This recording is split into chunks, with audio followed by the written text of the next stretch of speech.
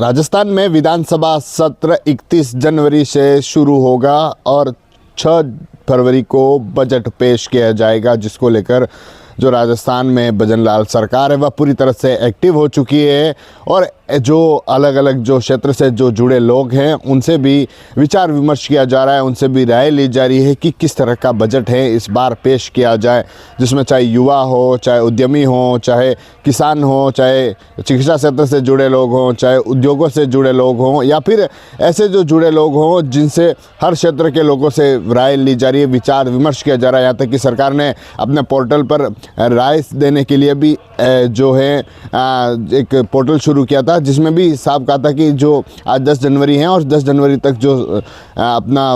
विचार है, जो अपनी राय है वह उस पर दे सकता है, जिससे कि जो सरकार है उस क्षेत्र में बजट में कोई अपना प्रस्ताव ला सके। उसके साथ ही दूसरी तरफ ऐसे जो मुख्यमंत्री भजनलाल शर्मा हैं, जो ऐसे जो लोग हैं, चाहे डेयरी पालन से जुड़े लोग हो, चाहे किसान लोग हो, उनसे भी अलग अलग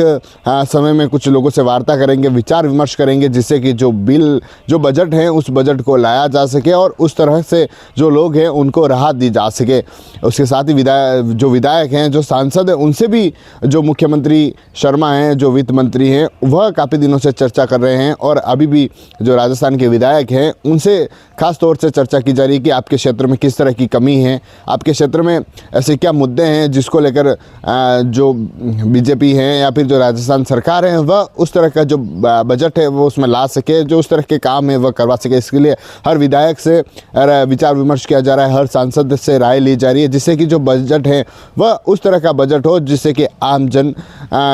जो हैं वह लाभ ले सके। उसके साथ ही इस बार जो विधानसभा है उसको भी पूरी तरह से डिजिटलाइजेशन किया गया है। जो विधानसभा के अध्यक्ष हैं वासुदेव देवनानी, उनकी ओर से इस तरह का जो प्रावधान है वह किया गया, क्योंकि डिजिटलाइजेशन करने को लेकर जो हर जो बैच है, हर विधायक है, उनके एक टैबलेट उनकी टेबल पर रखा जाएगा और उसके साथ ही जो भी जवाब हैं वह आएंगे तो वह एक ऐप के ज़रिए उसी डिजिटल के ज़रिए आएंगे और उसमें उनको जवाब भी डिजिटलाइजेशन के ज़रिए ही देना, यानी पूरा डिजिटलाइजेशन करने की कोशिश की जा रही है, पेपरलेस करने की कोशिश की जा रही है। इस बार जो सेशन शुरू होगा उसमें ऐसे कई सारे मुद्दे हैं जिन पर चर्चा होगी, ऐसे कई सारे बिल हैं, ऐसे कई सारे कानून हैं जिनको लेकर भी चर्चा है। धर्मांतरण जो कानून है, जो बिल है, उसको लेकर चर्चा है, क्योंकि कैबिनेट में उसको रखा गया था, कैबिनेट से प्रस्ताव था वह मंजूर हो गया और उसके बाद अब है उसे विधानसभा में रखा जाएगा। विधानसभा को लेकर जो है क्या चर्चा रहती है, विधानसभा में किस तरह का हंगामा रहता है, या फिर धर्मांतरण कानून को लेकर, क्योंकि पिछले कई समय से ये चलता आ रहा है और उसे अभी कैबिनेट में रखा, कैबिनेट में पास हो गया और अब उसे